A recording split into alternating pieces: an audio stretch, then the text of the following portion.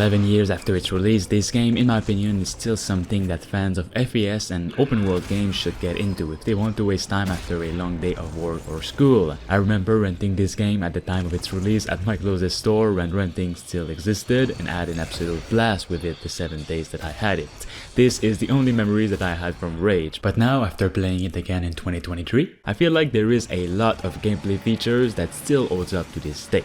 Before we get into this awesome game that is still heavily underrated, here's a word from today's sponsor, which makes me want to talk about a game that I think a lot of gamers know about. Well, actually pretty much every single gamer knows right now, which is the newly released open world RPG game from the makers of Skyrim and Fallout, which is Starfield.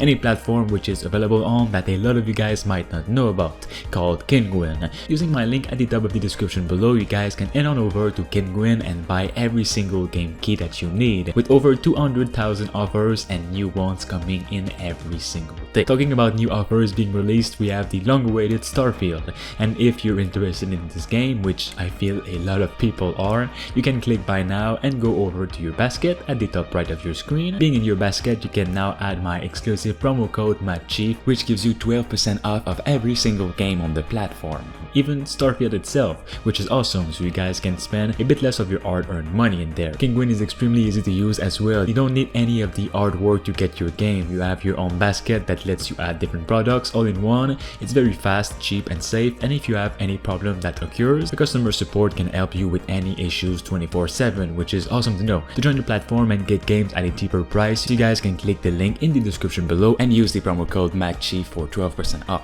Thanks to Kinguin for sponsoring the video. Now, first of all, at first glance, Rage is a mix of Fallout and Borderlands, and that's pretty much what you're getting into. It is a shooter set in the not too distant future after an asteroid impacts Earth, leaving a ravaged world behind.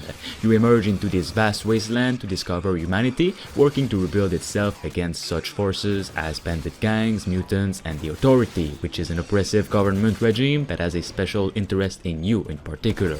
That is where your story begins, and you'll be meeting a ton of friendly and not so friendly people and monsters in completely different locations in a quite huge open world with villages, destroyed cities, deserts, and underground facilities. Get to town as fast as you can.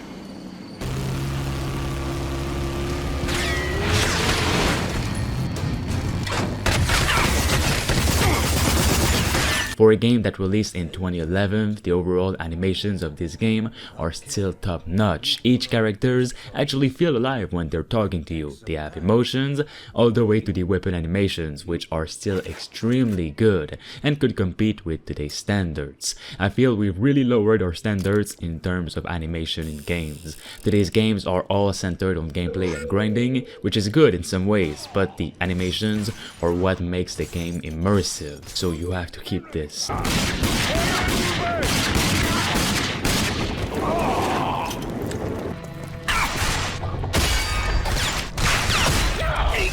rock this! Come on, there he is! Okay, moving! Crap! The world of Rage is filled with things to do and actual interesting side quests that don't pop up on your map randomly. You can choose to do them or not, and it won't influence your progression in the story. Most games nowadays, you have to do so many, and I say so many side quests to actually get to an acceptable level to continue the story, while Rage just lets you do whatever you want and it doesn't matter about your levels or skills. You can pick up a quest on the village board if you want to, or just do the main story. At its core, Rage is still a pretty linear post-apocalyptic experience, but it has many villages and NPCs that changes the whole linear mood, and I really enjoyed this. Some NPCs will give you races, like local races with other villages and such, and I really enjoyed this. Despite having awesome combat sequences, the game is also centered on your vehicle with off-road action, minigames, and also of course races. There's a multiplayer mode that is centered on races with your own buggy, which is really cool. To me though, Rage is all about the truly hectic combat with the many weapons available to us, like the crossbow, which is more stealthy, the AK-47, which is super explosive, the dynamite sticks, which is also explosive, the shotgun, and many more. And the AI in this game is absolute top notch. They will pounce at you, climb walls to reach you in different ways, and also throw things at you. They also dodge a lot of your bullets, so it makes for really realistic and hardcore movements. They're just unpredictable, and I truly love how the developers did this.